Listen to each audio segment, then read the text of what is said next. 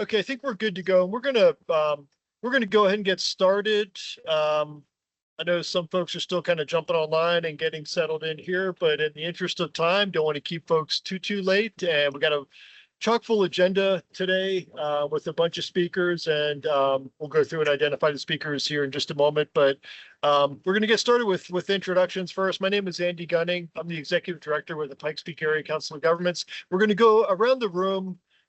We have a bunch of folks in our conference room.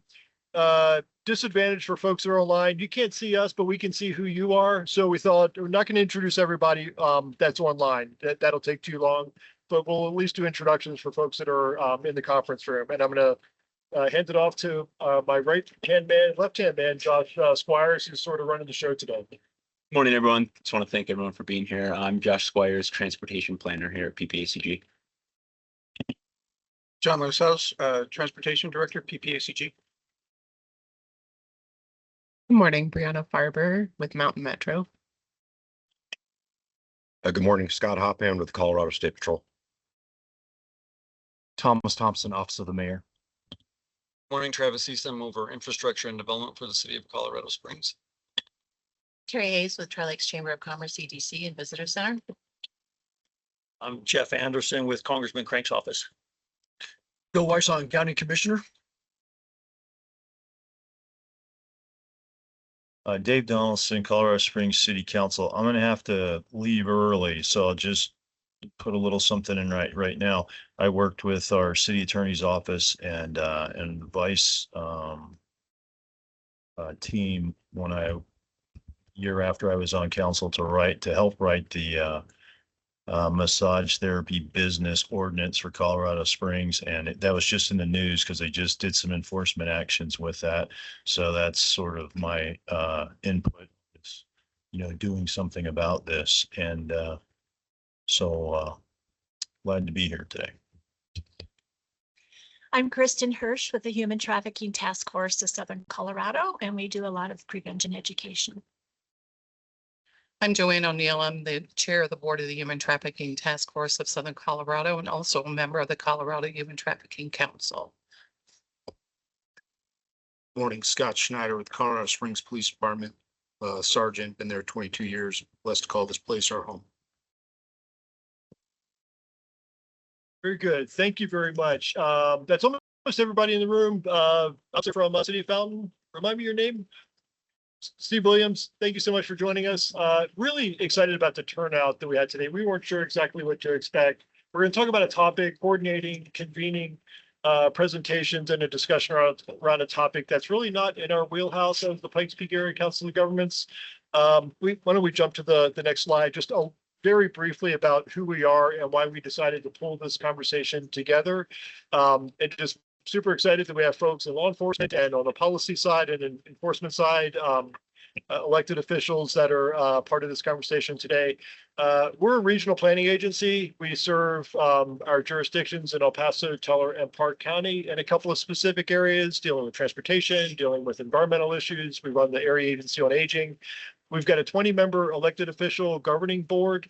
And the folks that introduced earlier, Commissioner Wysong, Councilmember Donaldson are on our board, as is Mayor Thompson online, Mayor Johnson from the city of Manitou Springs, Mayor Thompson's from the city of Fountain, and there may be one or two others that are going to be online as well.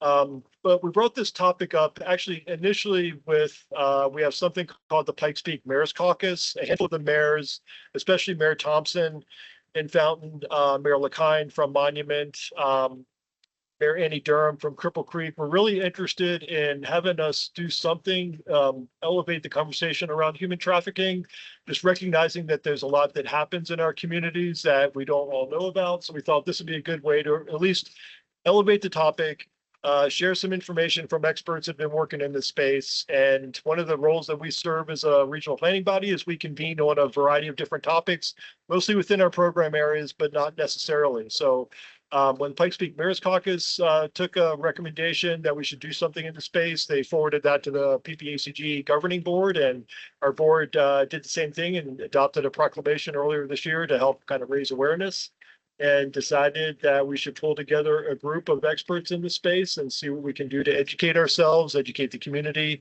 and see what else we can do about it. So that's what kind of brought us here today. Next slide. Yeah, pretty much covered everything. This just shows a map of our planning area that we work within: El Paso, Teller, and Park counties, like I mentioned. So yeah, I think that's pretty much all I wanted to cover as far as background information. Next slide, I think, talks about who you're going to hear from today. And actually, with that, I'm going to hand it over to Josh. Yeah, we have 5 presentations lined up today. Kind of the format we drafted up is 10 to 15-minute presentation with about 5 minutes of questions after each presentation. And then we should have time for about 10 minutes of questions after all the presentations. We have Maggie Dawson from Truckers Against Trafficking presenting, Desiree Wood with Real Women in Trucking, Captain Aaron Robertos and LaDonna Rogers with the Colorado State Patrol, Sergeant Scott Snyder from Colorado Springs Police Department, and Brianna Farber from Mountain Metro Transit. And with that, I think we can hand it over to our first presentation, Maggie Dawson. She'll be presenting on prevention, intervention, combating human trafficking through state agencies in the commercial vehicle industry. Excellent. Thank you so much, Josh. Can everyone hear me all right? Yes, we can. Excellent. So as Josh mentioned, my name is Maggie Dawson. I am the State Programs Manager for TAT, formerly known as Truckers Against Trafficking. And in my portion, I'm going to give a brief overview of the crime of human trafficking and then share some information about some free training and resources that we have available for both agencies and companies at TAT. So next slide, please. Human trafficking is the exploitation of human beings through force, fraud, and coercion for the purposes of either commercial sex or forced labor.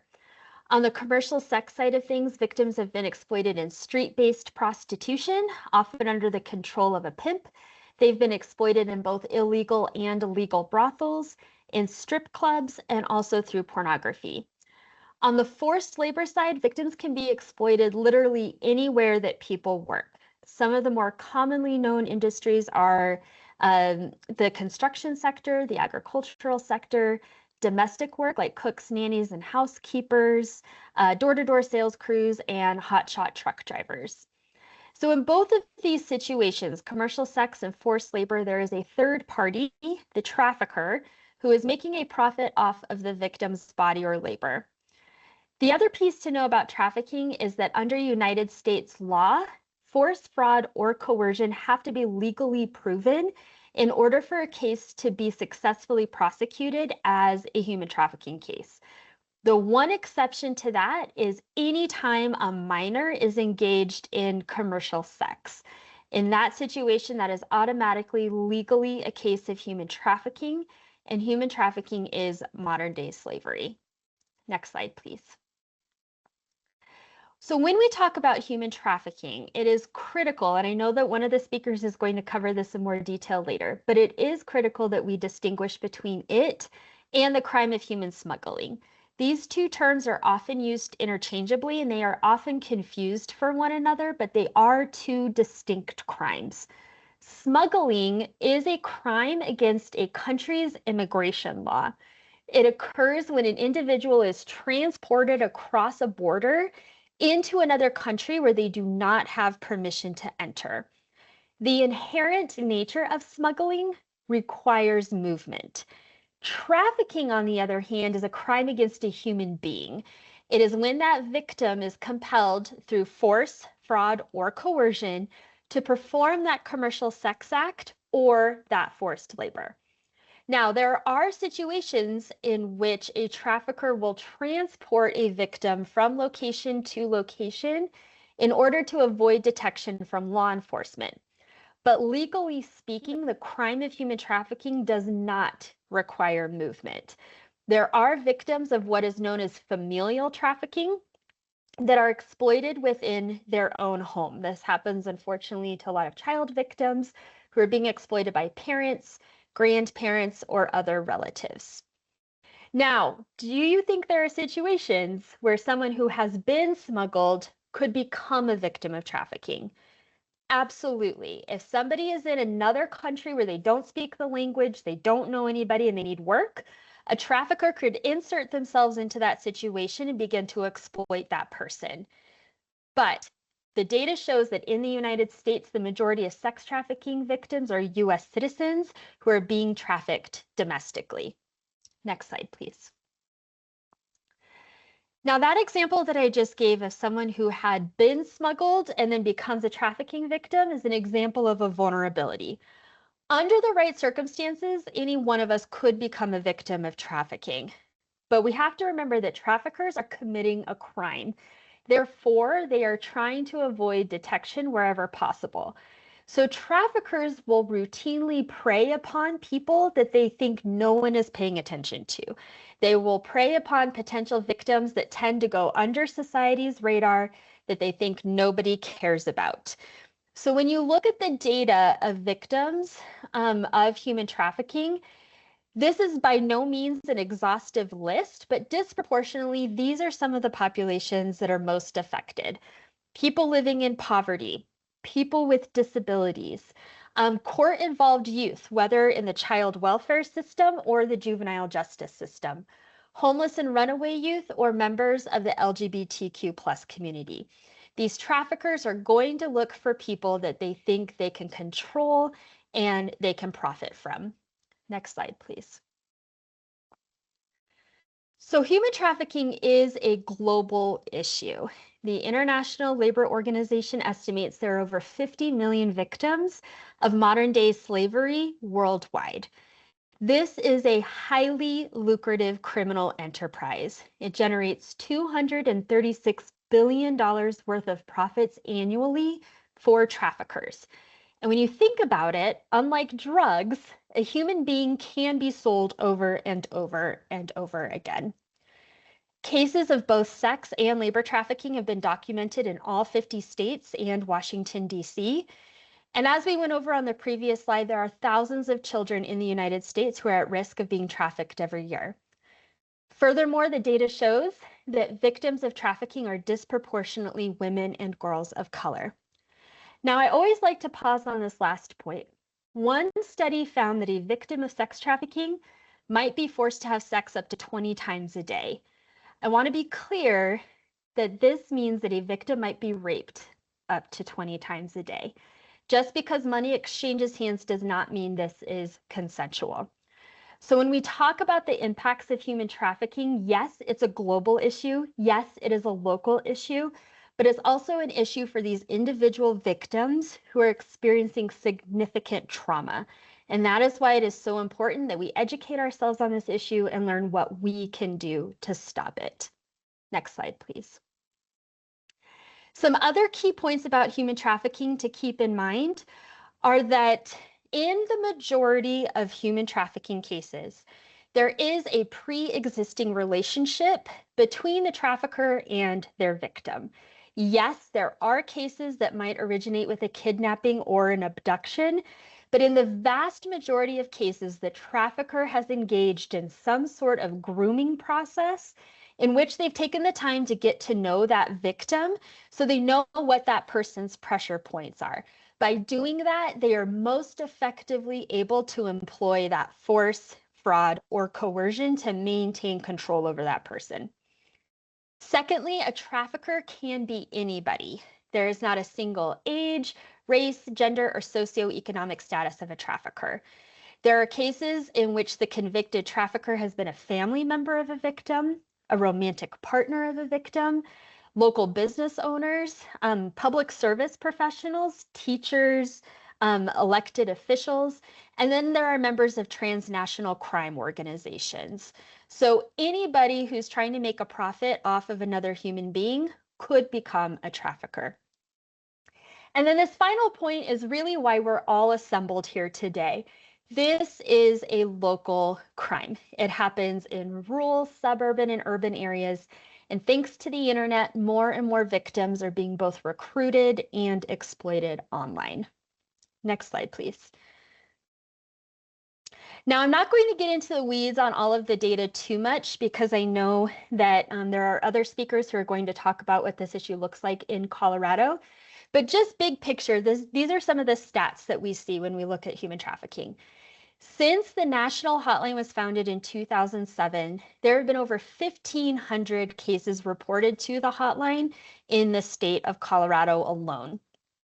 The Laboratory to Combat Human Trafficking has received 4,500 signals since 2018.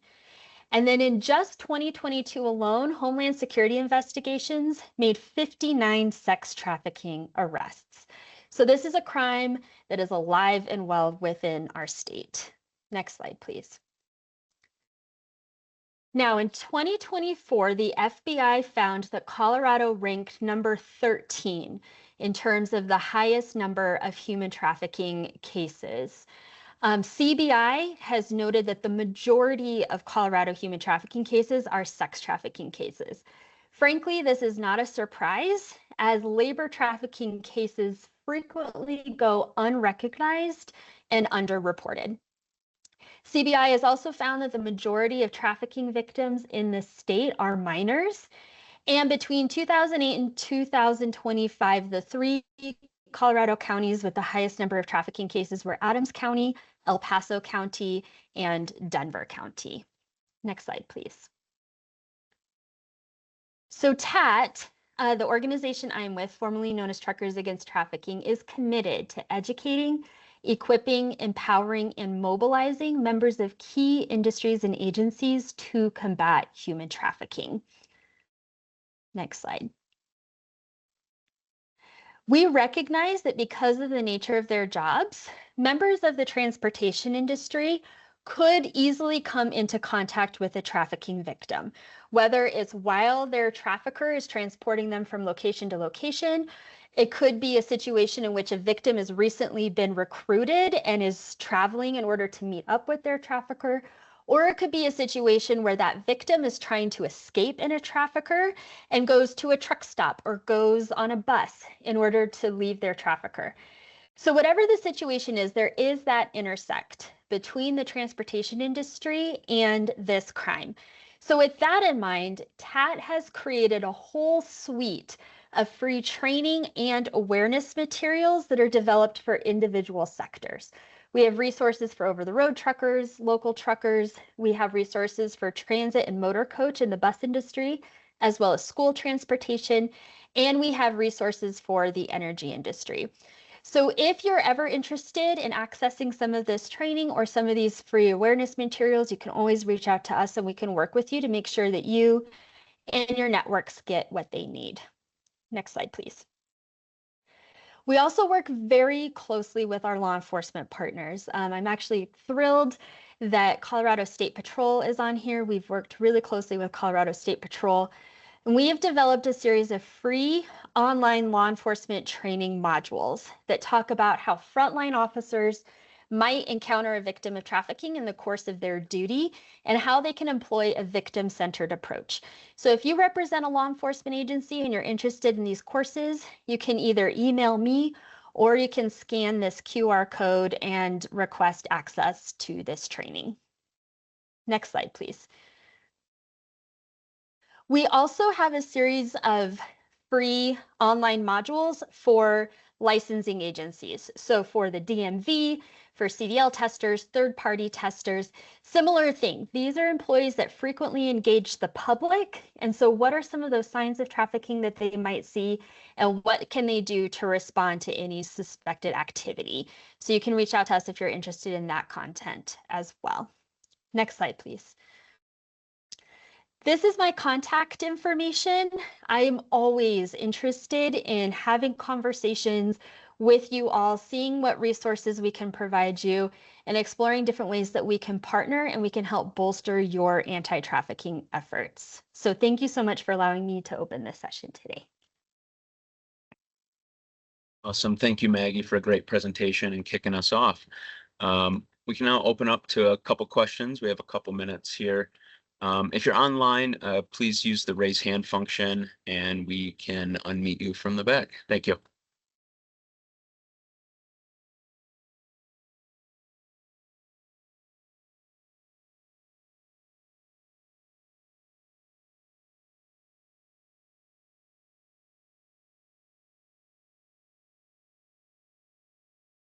Okay, seeing no questions, we can move on to our next presentation.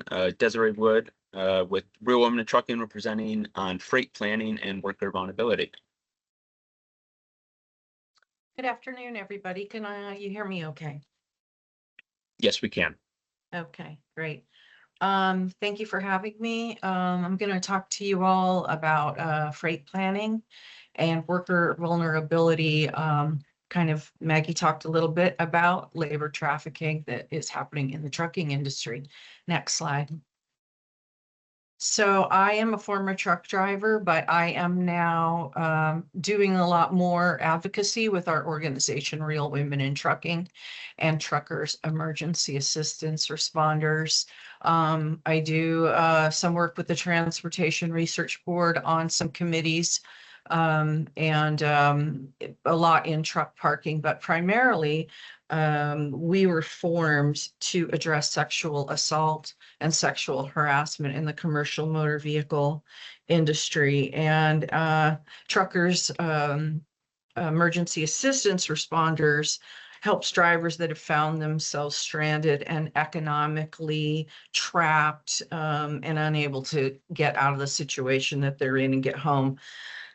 So as planners, you know, you think about infrastructure and highways and bottlenecks, but you don't really think too much about the people that move the freight. And there is a human being for now in these trucks, and they have very limited access to finding food, finding medical care, communicating with others when they are having a problem, and especially leaving a very dangerous situation. You can go on to the next slide. So a lot of times we are looking in the wrong direction. We're kind of like thinking that the person that is a danger to us is lurking in the shadows, but in trucking, it's often the person that's already inside the truck with you. So we don't talk a lot about that, and I want to share some of these situations. Labor exploitation has persisted for decades in the trucking industry, and in the last 5 years, it's kind of morphed into something much more. There are federal investigations now targeting small and mid-sized carriers for criminal trafficking networks. But the economic blueprints for exploitation, wage skimming, economic coercion, systematic blacklisting were actually pioneered by large corporate fleets long ago. And they have really exploded in the last few years. Sexual assault and sexual harassment remain pervasive, especially for women and vulnerable trainees. Drivers that have language barriers.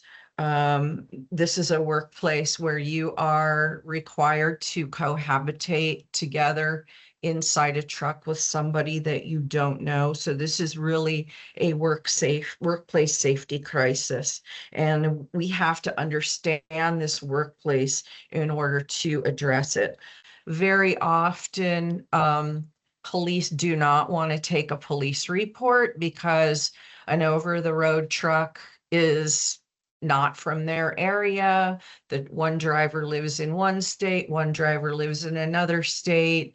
Maybe a sexual assault happened, but it took until the truck arrived in your jurisdiction that they had the courage to approach somebody to ask for help and take a police report. And we often find the police, they don't want to, they kind of blow it off, and that's really been a struggle.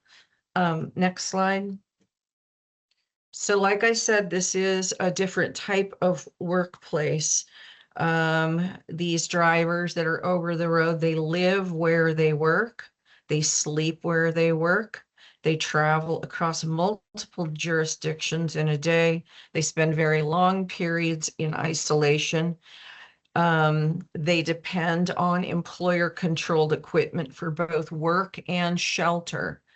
So this is very unique. A planning implication here is that workforce vulnerability develops through interacting conditions, not isolated events. And we do have a regulatory gap in trucking, which allows sex offenders to hold a commercial driver's license. So while a sex offender would have to be in a registry if they lived in your neighborhood and they wouldn't be able to live in near a school or a playground, they could be an over-the-road truck driver. They could be a trainer at a training fleet. And they could drive anonymously state to state and cause a lot of damage. And people need to know that. The public needs to know that. We hope to close that regulatory gap in the future, but right now that's how it is. So we have drivers out there who are former drug traffickers or sex traffickers or sexual predators who have this job where they get to drive anonymously state to state. And the FBI has linked long haul truck drivers to serial killers, just so that you know. Go ahead to the next slide, please. So gender-based violence and harassment in the world of work is not just a human resources issue, it's a workplace safety hazard, and it's recognized by OSHA, the CDC, the International Labor Organization, and global supply chain standards. The Federal Motor Carrier Safety Administration is the regulatory agency over trucking. They do have a safety mandate, 49 USC 31136, that says that the agency must ensure that no condition interferes with the safe operation of a commercial motor vehicle. So unsafe and threatening behavior inside the truck cab, including harassment or assault, clearly meets that definition. And this is a highway safety and workforce efficiency issue. So these trucks do have to stop for a mandated sleep break. Often when you are under stress, you're afraid, you are not getting good sleep. You're not meeting your hours of service regulations because you're scared and you don't have a way to escape the situation. Go ahead to the next slide. So like I said before, these vulnerabilities did not happen overnight. This has been evolving for over 20 years with legal labor exploitation in the trucking industry that's morphed into criminal labor exploitation and labor trafficking, as Maggie said, in the hotshot sector especially, but we are seeing it in the Class 8 with drivers who are non-English speaking. They're being dispatched from overseas. They have language barriers. They may not have been taught how to drive in our system. A friend might have taught them how to drive. They are not aware of the regulations. They will park on the shoulders. They have not been taught how to back into a truck stop. So they will try to stay places that are close to the interstate that are not necessarily safe. The box truck sector, we're seeing a lot of it. And this is linked to economic coercion.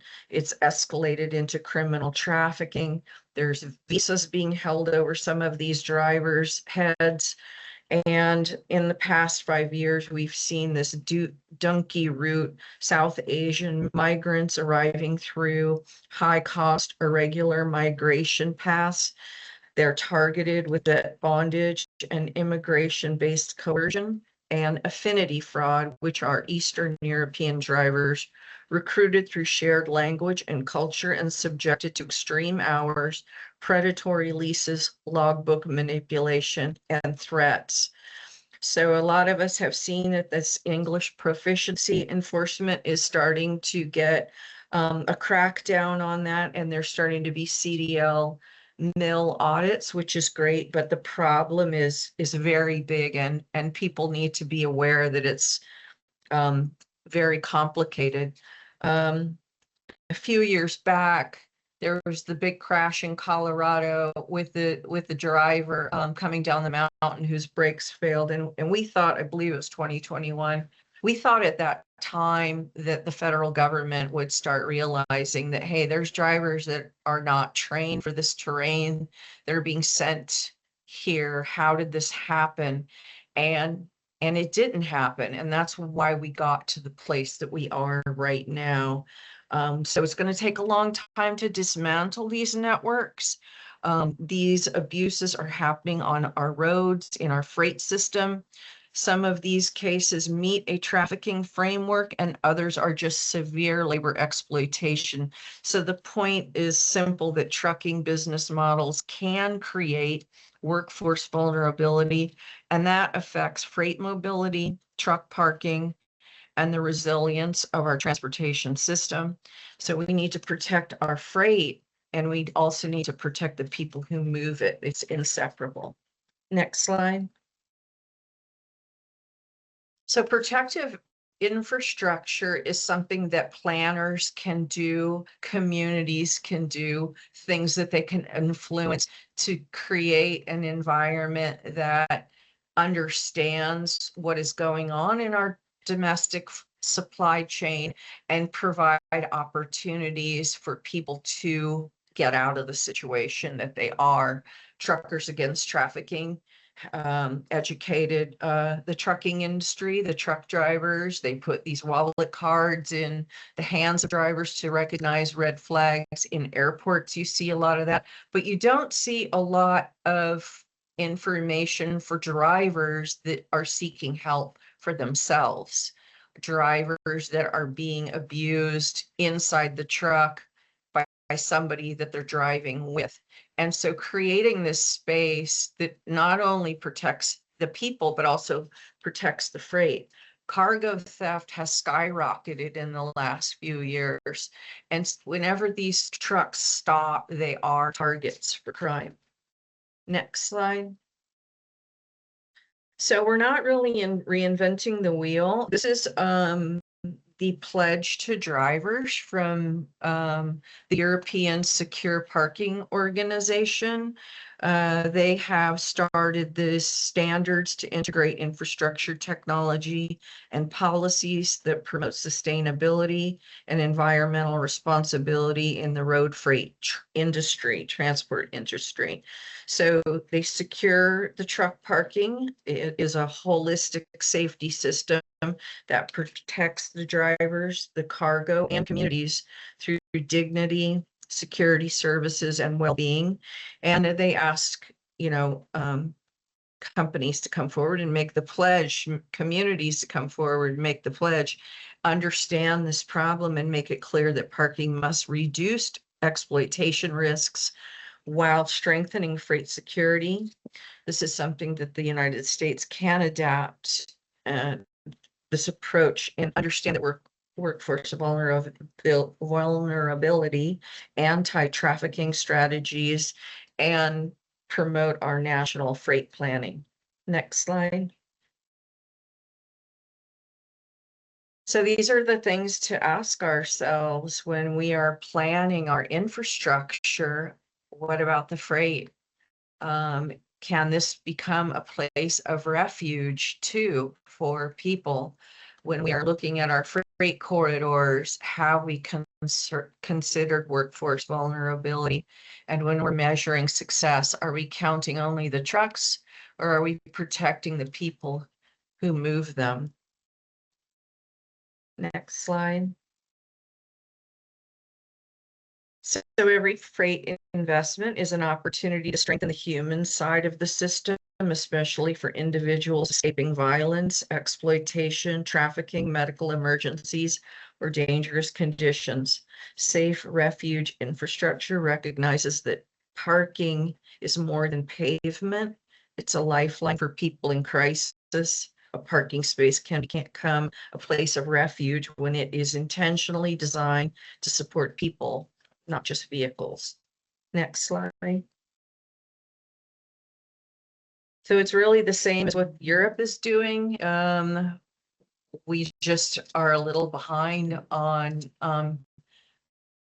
doing it. And this is an opportunity for transportation planners to integrate safety and create a protective infrastructure. Next slide. That's kind of my last little one is, thinking about this as our whole domestic supply chain economy, think about the people as well as the cargo and reduce vulnerability. Thank you. And my last slide has my contact information. If you have any questions, I can answer them. Awesome, Desiree. Thank you so much. Do we have any questions? I think I've got one, Josh. Yeah, Desiree, Maggie, this is super informative and learning a ton. Wasn't sure that there was much that we as a regional planning organization could take away, quite frankly, as far as specific things that we could do.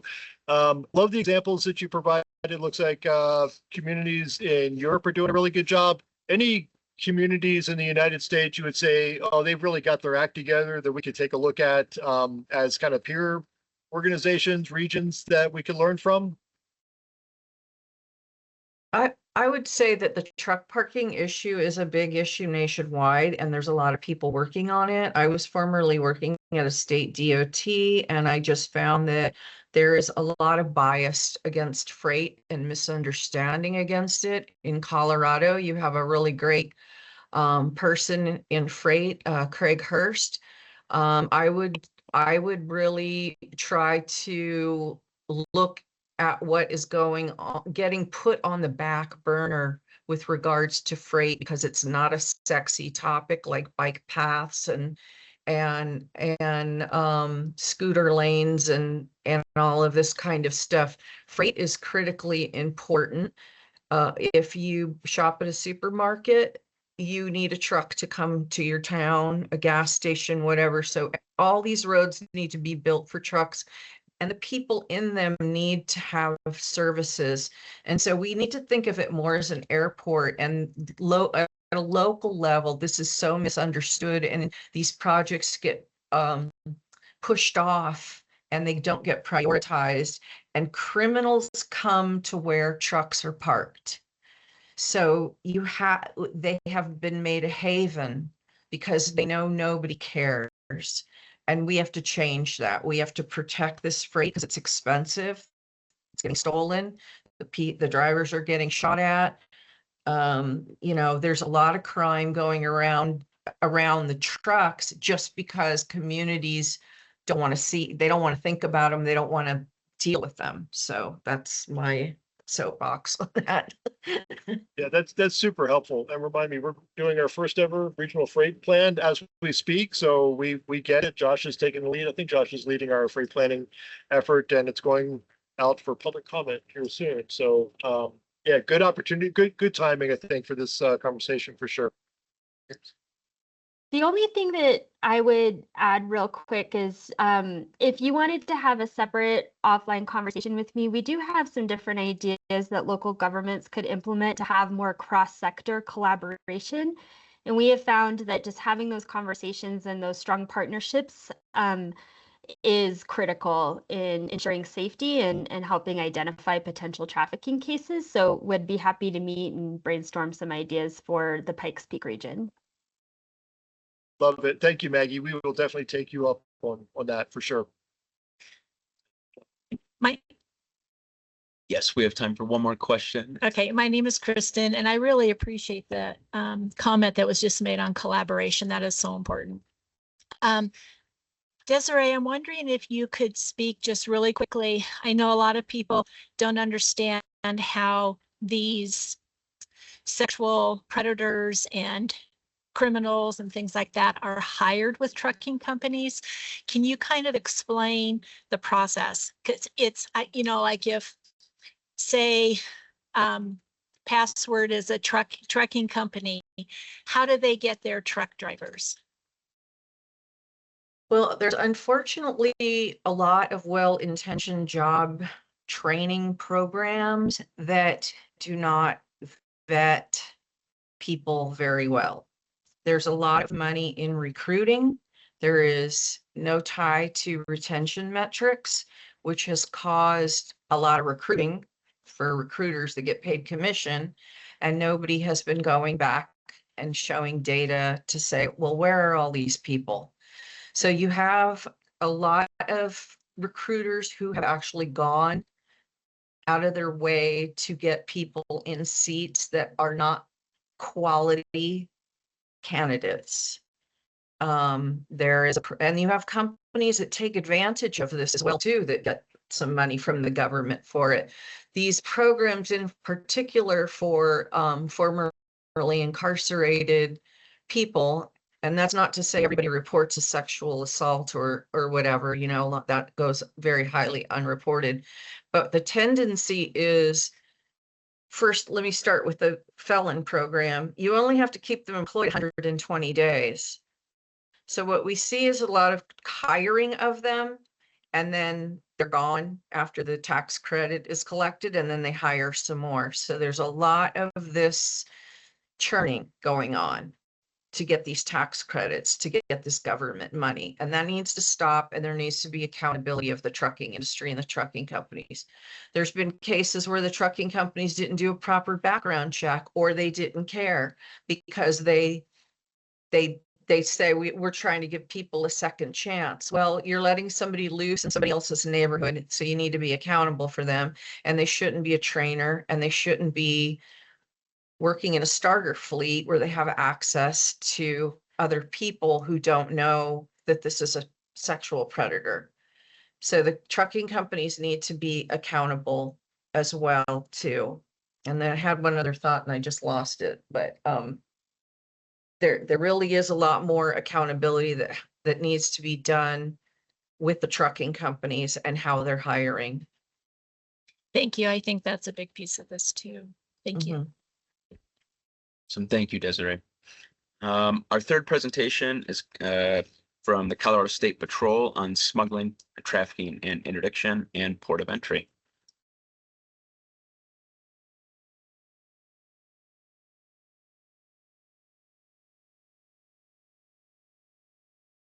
Morning, can you hear me? Yes, we can. All right, good morning. My name is Aaron Robertus. I'm a captain with the Colorado State Patrol, specifically over the smuggling, trafficking, and interdiction section. I've got LaDonna with me as well. Let her introduce herself. Hi, I'm LaDonna Rogers. I have been a port of entry officer for 23 years, and I work in training services branch. All right, next slide, please.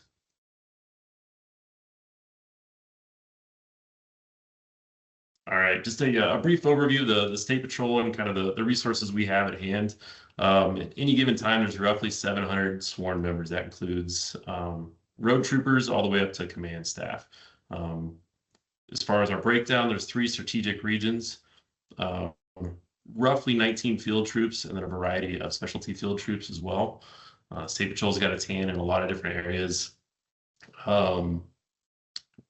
There's federal components, whether it's federal law enforcement, the trucking industry, hazmat, if you name it, we've probably got some ability to get involved in it or already are involved in it.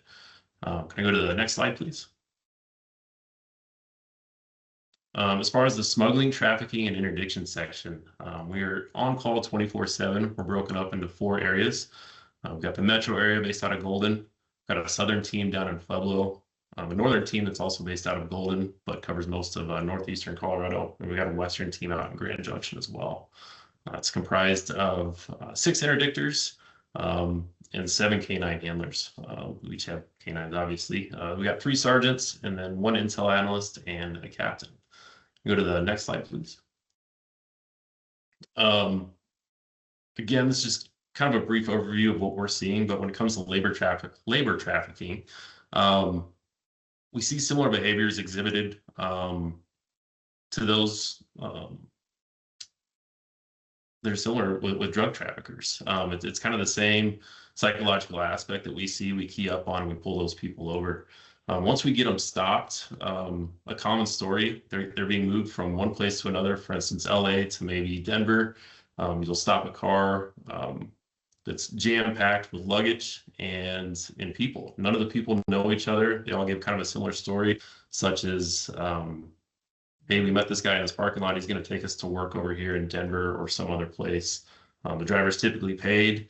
It's a very vague story. And a lot of the times, at least as far as we can tell, none of the people in the vehicle know each other and don't really identify themselves as victims either. Can we go to the next slide, please? The reason I brought up labor trafficking and the H-2A visa. It's interesting because these people come to the U.S. legally. They have legal documents. They're valid. And then once they get here, depending on what company they're paired with, they get exploited for their labor.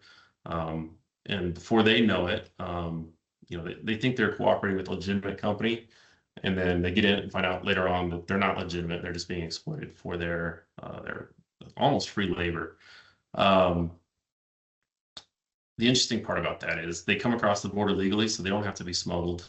So everything seems like it's on the up and up. And once they're here, the people who are exploiting them essentially got them into the country without having to smuggle them. Go to the next slide, please.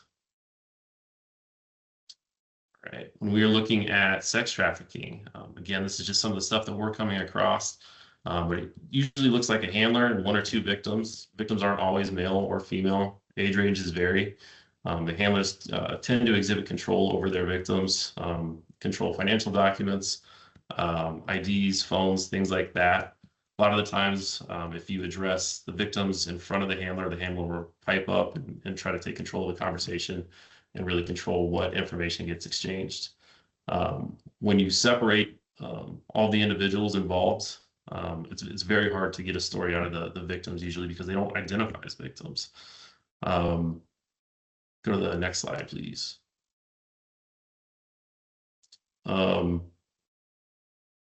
Just kind of my next point. I think our biggest hurdle, whether it's labor trafficking, sex trafficking, any other type of trafficking of humans, it's getting the victims to identify as victims and realize that they're being exploited.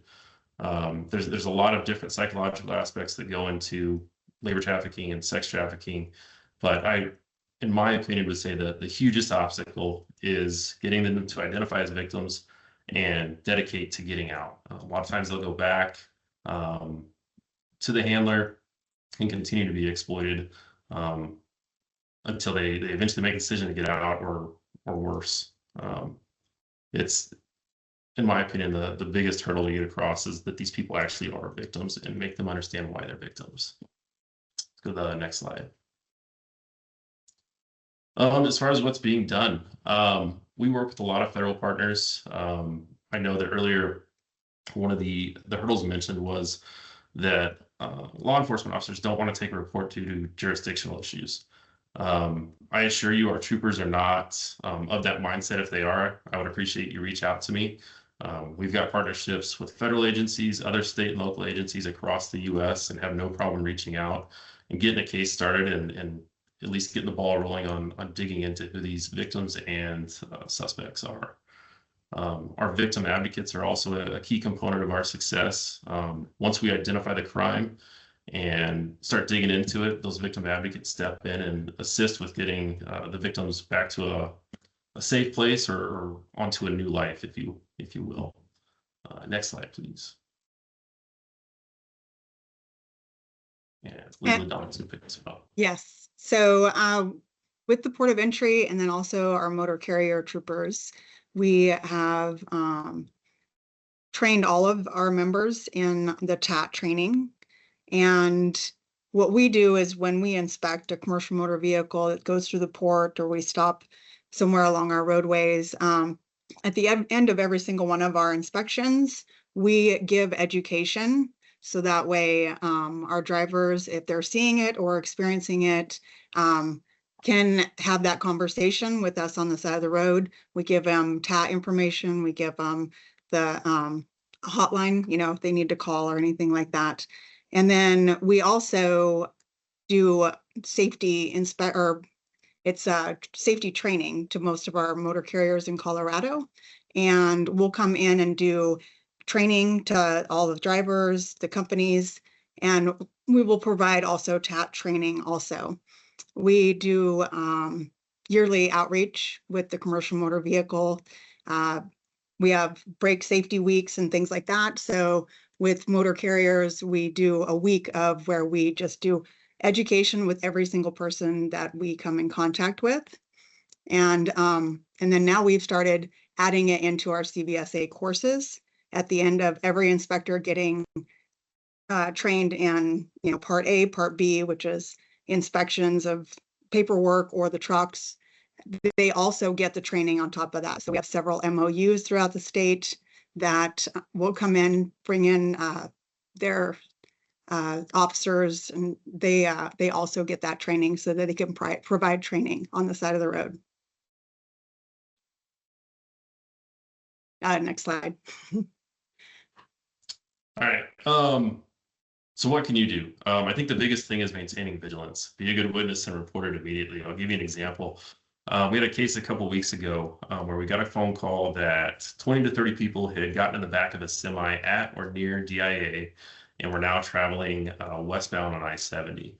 We got that vehicle stopped. Turns out that all of the people who had gotten in the truck were here legally under a visa program, and they were being taken out to Grand Junction area, Palisade, for harvesting of peaches. We never would have known that had somebody not called it in and said something. There's been several other instances where people have called either on bolos or missing persons, and were able to track the person down through various means and get the people or person recovered. So I would encourage you and others to, if you see something, say something. Don't just brush it off. Next slide, please.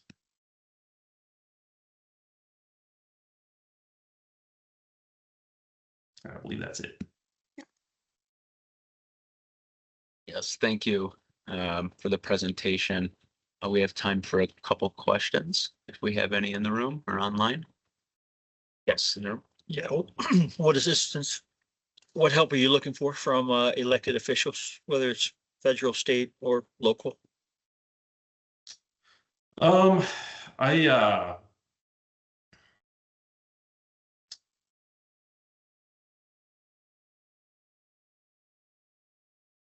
I don't have anything specific for federal, state, and local officials.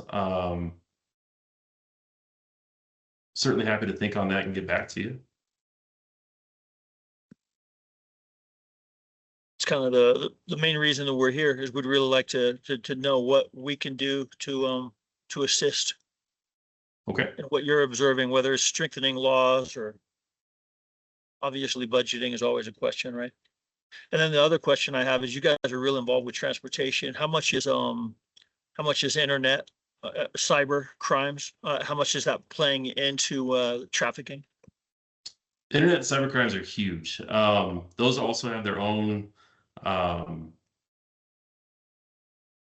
hurdles to get through. There's jurisdictional issues, there's manpower issues. I think one of the biggest things with human trafficking in general is the manpower that it takes to investigate them and follow up on them and keep them going. A lot of the internet ones, it depends if it's a proactive, like to catch a predator sting, something like that, but those take a lot of resources and time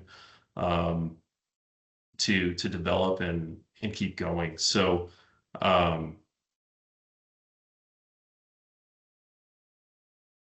know as far as internet crimes go, there's a lot of task forces dedicated specifically to that. I know that the federal task forces have a lot of success in that realm.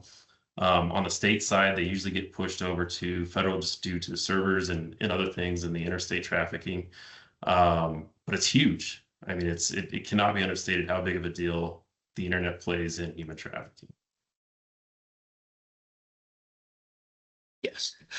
Would a wider anti-trafficking campaign be able to help?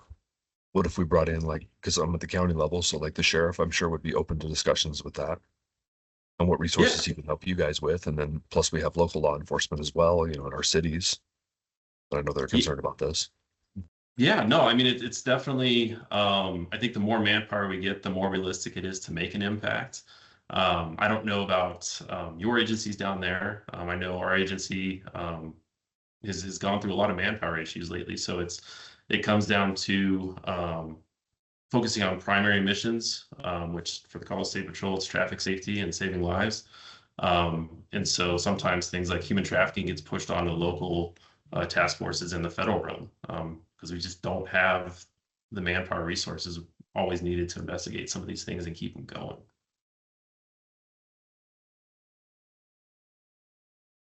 Awesome. Well, thank you. Are there any other questions?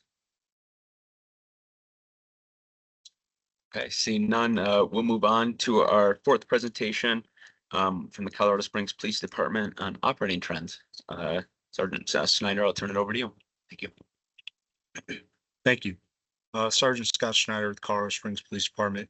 Been here 22 years, 5 years as a ICAC, Internet Crimes Against Children investigator in previous years, and then most recently in February slid over as a supervisor of that unit, where we have since merged our human trafficking with our Internet Crimes Against Children because of some of the similarities and crossovers we're seeing with those trends. And I'll kind of get more into that and hopefully answer some of your questions, sir, regarding how is the internet playing into human trafficking.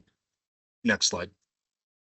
Currently, most recently last month, the CSPD ICAC HT task force merged with the FBI office. We moved in there. They gracefully opened their doors to us to form the Southern Colorado Child Exploitation and Human Trafficking Task Force. That's comprised of 2 sergeants, myself and Sergeant Mark Inamoto. We have 7 CSPD detectives and 2 civilian criminal investigators as part of our local team. We also have 2 deputies from the El Paso County Sheriff's Office on our team. A FBI agent is assigned as well as 1 Homeland Security investigator. And rumors are we'll be getting a second FBI agent put on our task force. So it's giving us the bandwidth to go beyond our city limits to investigate these crimes where we know that offenders and or victims may go well outside, whether it's involving trafficking up and down the interstate with trucks or with the internet. That's a worldwide problem. Next slide, please. What is human trafficking? If you hit next, I think it'll kick up. I'm not going to go over these verbatim. A lot of our presenters ahead of us did a very good job of explaining it. In Colorado, any crime that meets the elements of human trafficking is, again, as mentioned previously by Maggie with TAT, it's involving that recruiting somebody, forcing them, coercion against their will, getting something of value in return for them committing those sexual acts. It is to note that in the state of Colorado, a minor, if it involves a minor, that ups the felony level, and in no way can a minor consent to be a voluntary part of that. You can hit next a few times and it'll bring up the remainder of those slides. So you'll see that we have whether involuntary servitude is a felony level. If it involves a minor, it ups it to a higher class felony. The nice thing about the state of Colorado is if you can prove the human trafficking element beyond just prostitution or pimping, they have a higher sentencing guidelines. So that's something that helps us if we can get to that human trafficking charge. Next slide, please. Most recently, in July 1st of this year, legislation went in stating that terminology related to child prostitution or commercial sex activity covered beyond just the human trafficking and recently included internet luring of a child under that umbrella. The nice thing about this Senate Bill 26-015 is that in there, if somebody is found guilty of this, pleads guilty to this section, is they are now mandated in the courts to serve, even if they're only getting probation, they also have to serve 364 days in jail. Sadly, in the state of Colorado, if we don't meet the human trafficking element or a pimping, if it's just our internet luring or sexual exploitation of a child crimes, we are seeing offenders get probation for their first offense. I'm sure you all saw the news of former Pueblo police officer, not bashing Pueblo PD, just was sentenced yesterday for possession of CSAM, distribution of CSAM, got probation. Thankfully, the judge at least tacked on 90 days jail. So these are the little hills, the little things that we're trying to climb and get tougher sentencing laws, not just on the human trafficking aspect, but where the huge problem is on the internet, where it starts. And we have very softer sentencing guidelines, and stronger sentencing guidelines may be more of a deterrent in that realm. Next slide, please. I won't again go over this too much. Our previous presenters did a great job explaining it. Labor trafficking, versus the sex trafficking that we're seeing, the differences in those. I won't dull the group here with their repeating that. Next slide. The possible indicators, as mentioned, there's lack of knowing their story, lack of knowing where they're at.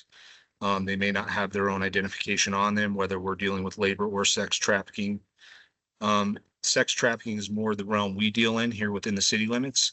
A lot of that tends to be something where they may be in a hotel room, but it's rented out by another individual. That individual isn't even staying at that hotel. There may be offsite. They may be at a third hotel, second hotel where they've rented out multiple rooms so they can move the sex worker, the females, from room to room from different hotels throughout the course that they are going to be in our community before they move up and down the interstate to different locations. Next slide, please. For those of you, if you're dealing with this or you're in our community, one of the common things we can tell when we do go on these situations, even if they don't want to admit to being involved in anything, is we will see tattoos and branding. For the female sex workers, the spade tattoo, like on a playing card, is a common indicator. Not always a guarantee, but that's a heavy indicator that they are involved in the sex work, sex trade.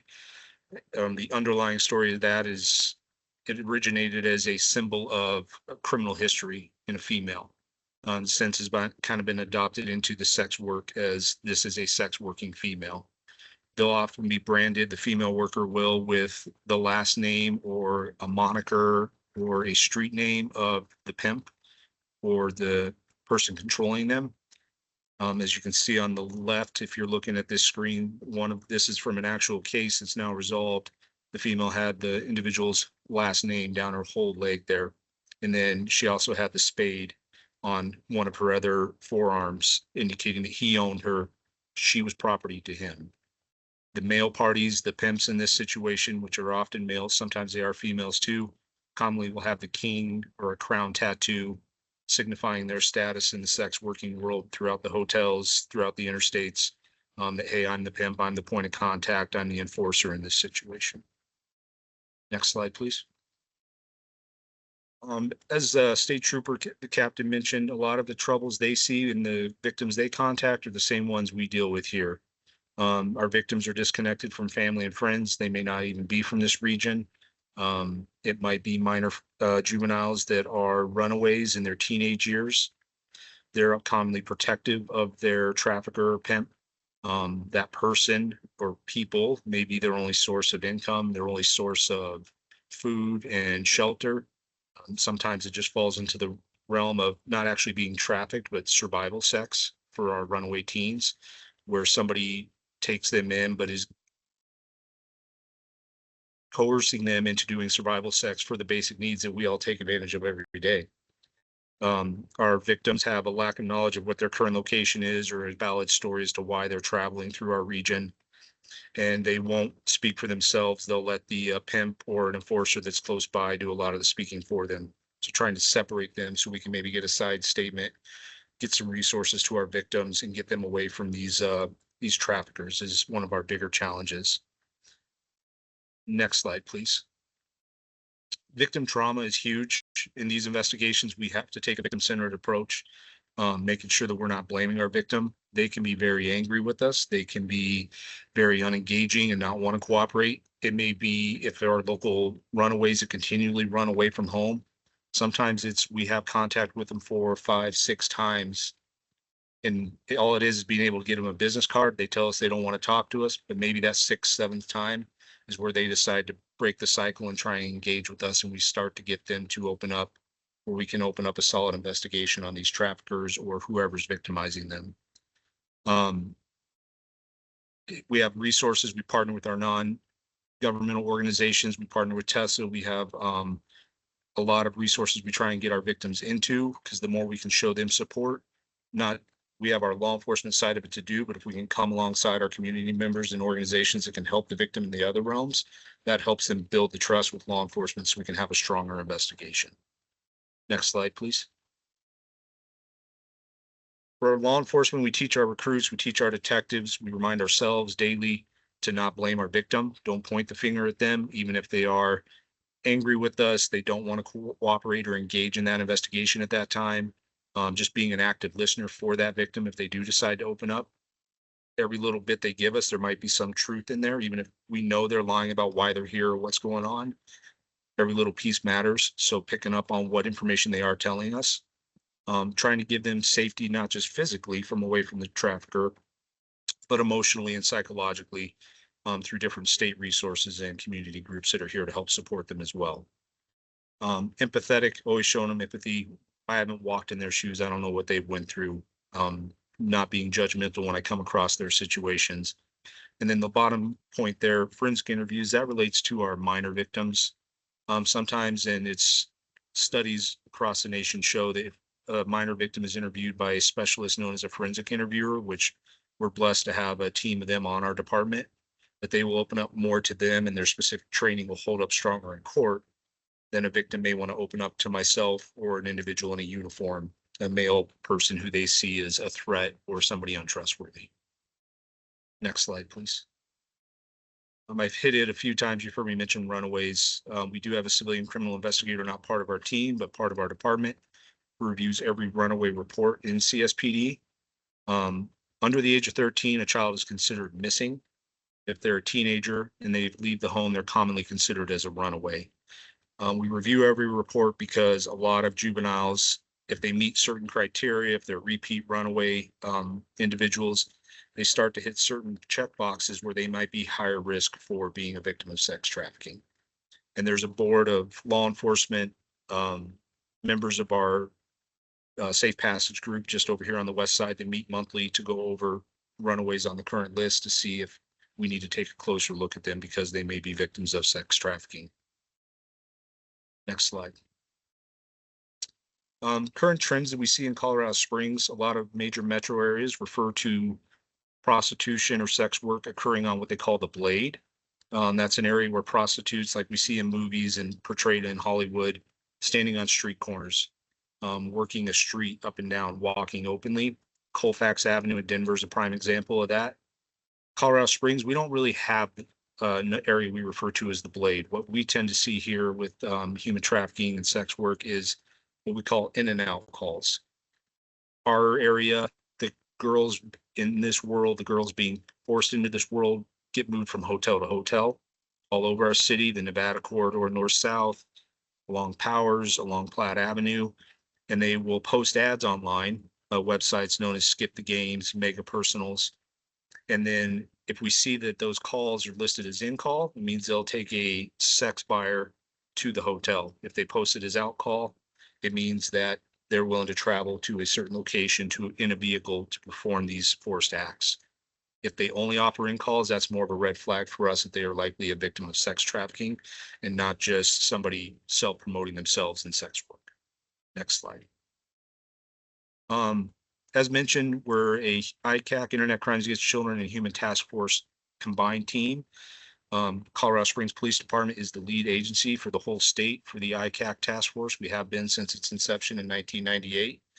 And sir, to answer to your question regarding how does the internet play into this, some numbers for you.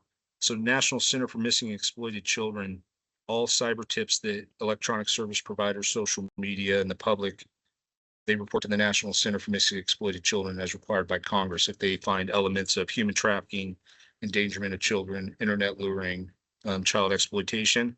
Last year alone, we had 23,000, almost 24,000 reports come for Colorado alone. Of those, 60 were related to specifically just human trafficking up front. This year, we're already close to 12,000 cyber tips alone. And we've seen an increase where just at half that mark, we're already at 50 relating to human trafficking. What I would say is that every child has a cell phone in their hands. Every child has access to the world, unfortunately, at their hands.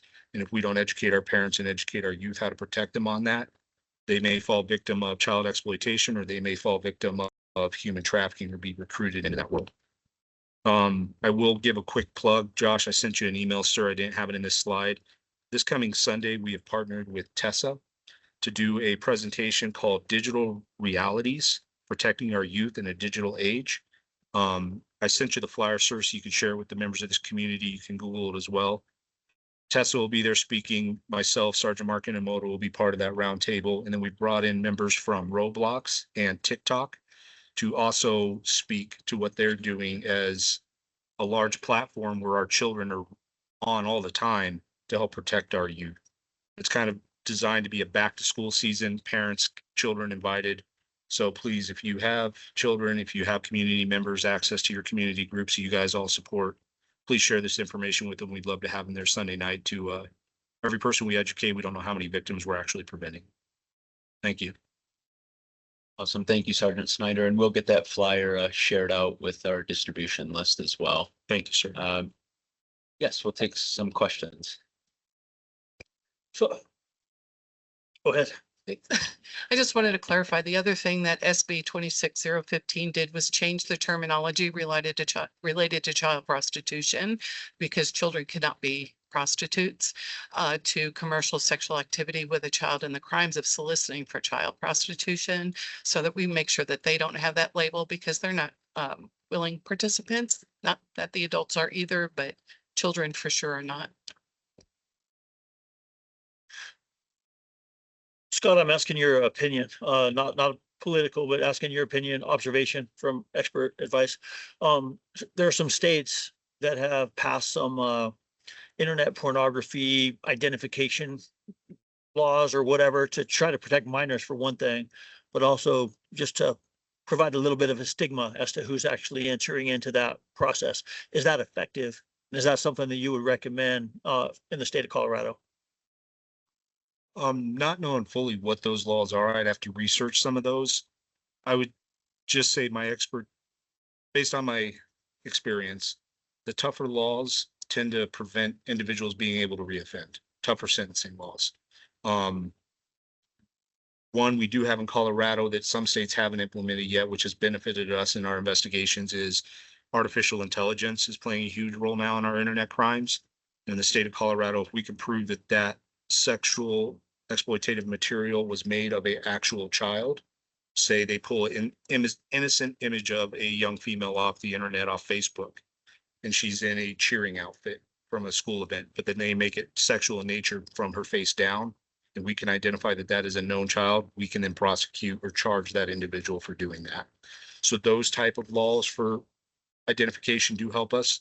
Obviously, individuals having to be required to registered through the state as a sex offender or anything like that certainly help, because it gives us more track record of tracking who these individuals are and avenues to approach them if they're reoffending in these realms.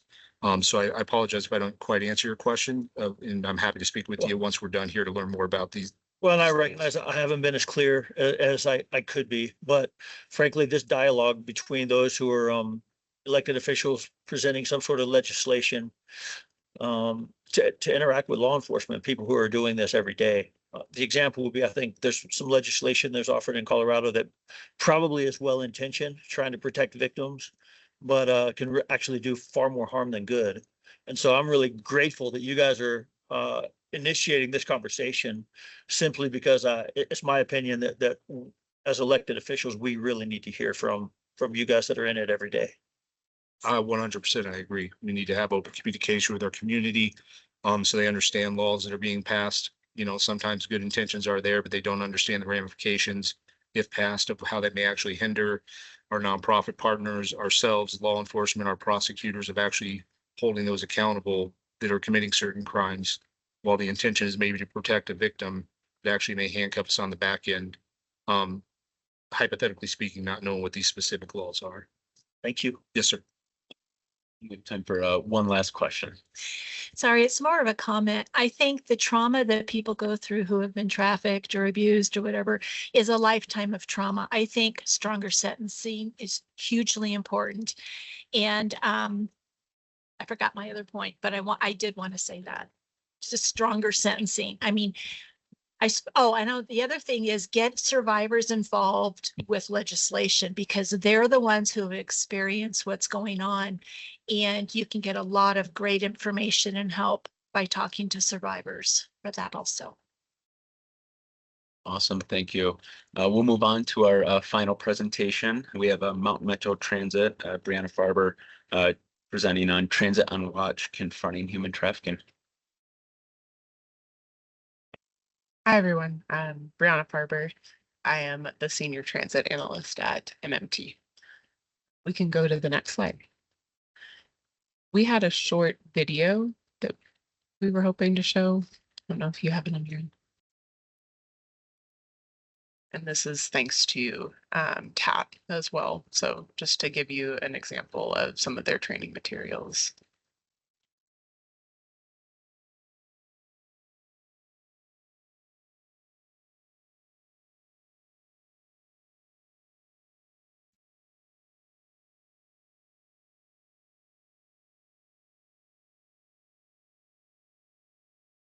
Not sure it's going to work. That's okay. I do recommend going to the website.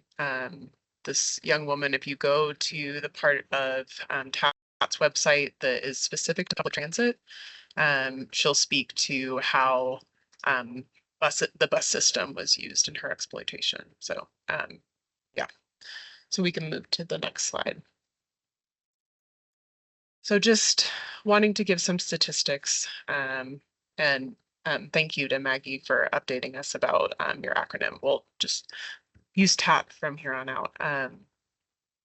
Here's some statistics about how buses, our public transit system, has been used in trafficking instances. Survivors say, 60% of them say that a bus was used in some instance to recruit them. 75, their exploitation. 35% went to a bus or a subway station while being trafficked.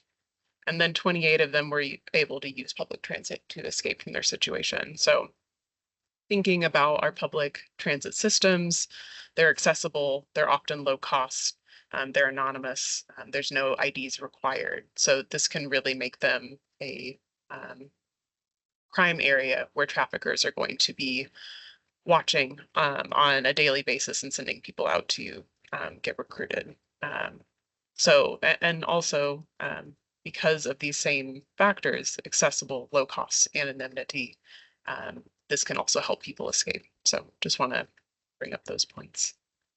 Next slide, please. We just wanted to demonstrate how inexpensive it can be to traffic someone through the public transit system within Colorado Springs. You can get anywhere in the city from our routes for less than $2. And then bus staying, you can get up to Denver for $12 and throughout Colorado for less than 25. And then, a quick trip to Chicago. So just demonstrating that all of this can happen without an ID. So it can be a very easy way for traffickers to move people across the country or across the city.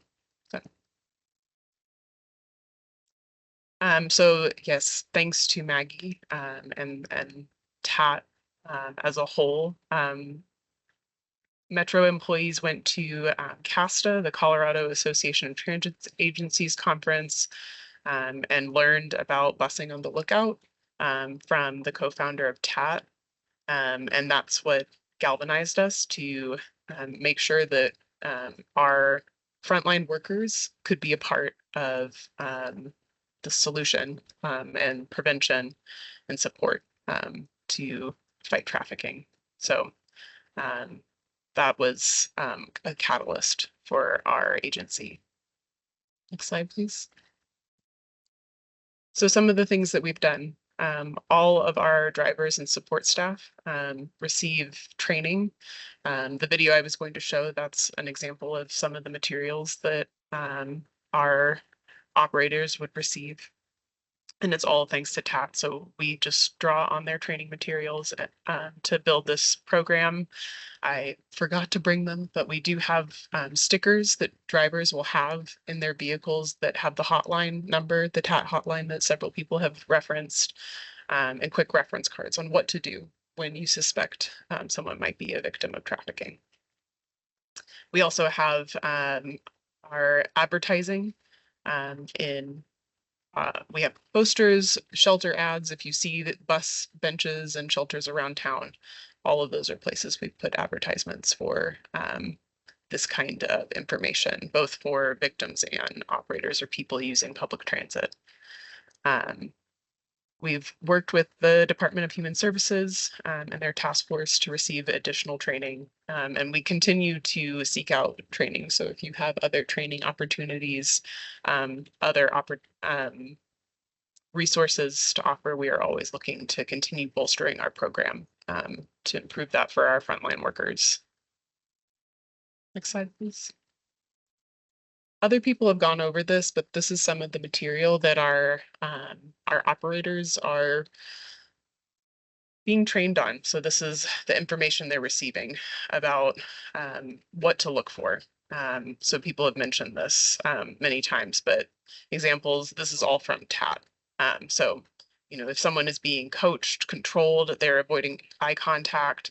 If someone is speaking for an individual, especially if they're older and the individual is younger, silent, like Sergeant Schneider said, if someone is confused or doesn't really understand where they're going, if they are inconsistent with their stories and they lack belongings, and if a minor is traveling with someone and they can't explain the relationship. These are all things that our bus drivers are being trained on to look for.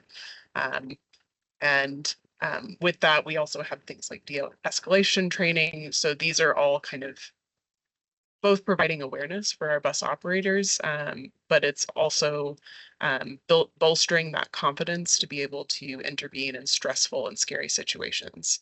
And on the next slide, we'll have a couple examples. So we have had instances, whether they're trafficking or not, we didn't get that feedback, but our operators were able to jump in several times since we started this training several years ago. We had a disoriented girl who was able to be reunited with her family, thanks to security guards employed by Mountain Metro. We also had a driver who allowed a young woman who said someone was looking for her stay with them on the bus until a human trafficking investigator was able to meet her and make sure that she was reunited with family. So this training has made an impact. It's trained our operators on what to look for and also the steps that they can take, giving them pathways to know what to do in these instances. I think that was really all that I wanted to cover. These are some further resources that we've drawn upon as well. Thank you. Awesome. Thank you, Brianna. And sorry, we could not get that video to show. Our link was just loading back there. Yeah, so, no worries. Well, that brings us to the end of all our presentations. I want to give a huge thank you to all our presenters that have volunteered their time and everyone here on this. Oh, yes. There was. Just to just get on all one stage here and share resources and how we can learn from one another. We have about 5 minutes remaining that we can field any questions. I believe we saw a hand online.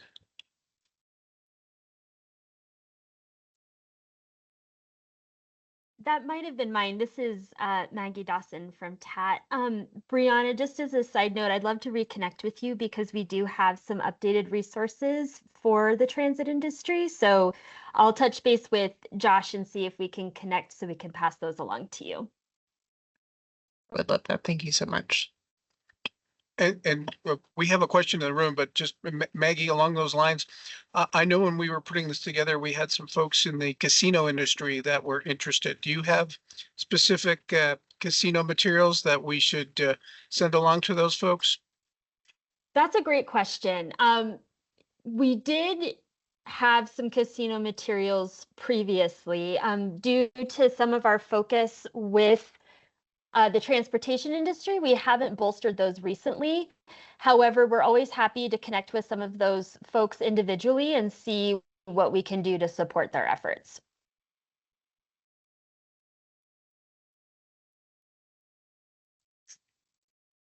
Go ahead. Two things. One, the Human Trafficking Task Force of Southern Colorado does have hotel training for staff that we can also offer free of charge. And the other thing is for the Metro District, do we have advertisements on the buses or bus benches about if someone is involved, where they can call to get help?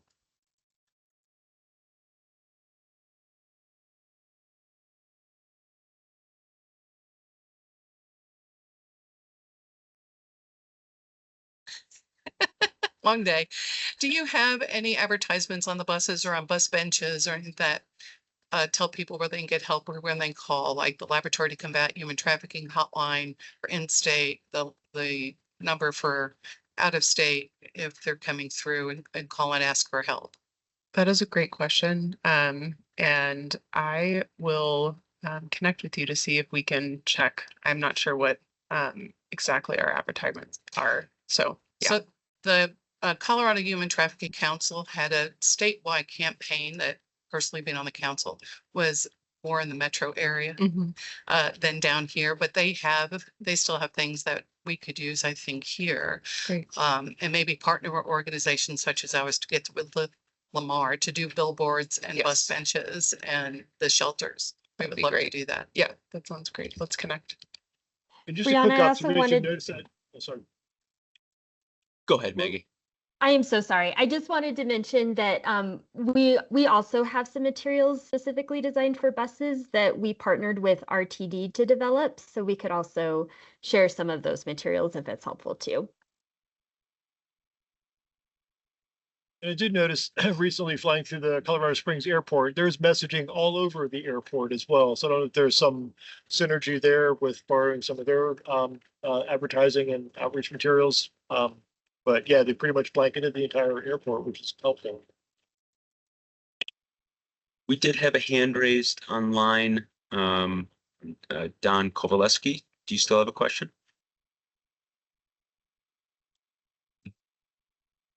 Yes, thank you. Do you hear me? Yes, we can hear you. Great. Sergeant Scott Schneider did a great presentation. And when he was talking about the hotels and stuff like that, someone else mentioned that there is hotel training available. But is it mandatory for hotel and motel staff to do training? If not, is there a way to make it mandatory? Because sounds like the way Sergeant Schneider was talking, this is very important and a lot of things happen in them areas there. So is there any way to make it mandatory for the training? Sir, I'm not aware that there is any mandatory training for them. With them being larger corporations, I'm not aware of any legislation in the state of Colorado that has them A, as mandatory reporters on anything, or B, unless their corporation does internal training, that there is anything beyond that. Ladies, can you speak to that, Paul? Some corporations do require it, but not every one of them. And then we have privately owned ones or larger that don't. So. All right, thank you. Awesome. Well, I appreciate everyone's time today. We are at time, sadly. This presentation and meeting has been recorded, and we will send out that recording, and you can share that in your guys' channels. We'll also be sending out a brief survey just to get some feedback on the event and see if this should be an event that PPACG should have maybe once or twice a year, just to get everyone here at the table. But again, I appreciate everyone's time and hope we can make an impact in our region. Thank you.